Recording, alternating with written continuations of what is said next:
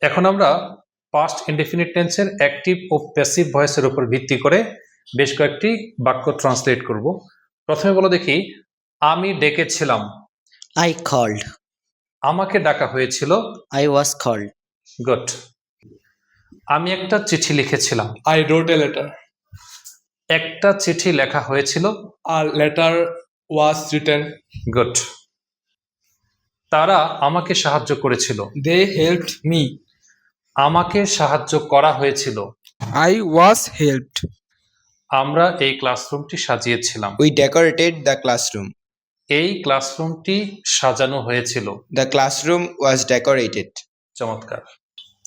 আমি তোমার ভাইকে শাস্তি দিয়েছিলাম। I punished your brother. তোমার ভাইকে শাস্তি দেওয়া হয়েছিল। Your brother was punished. Good. আমি গাড়িটা বিক্রি করেছিলাম। I sold the car. গাড়িটা বিক্রি করা হয়েছিল। The car was sold. Good.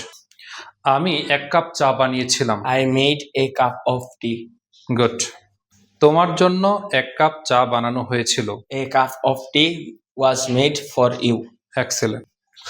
আমি তোমার বন্ধুদেরকে দাওয়াত করেছিলাম। I invited your friends. তোমার বন্ধুদেরকে দাওয়াত করা হয়েছিল। Your friends are invited. Thank you so much.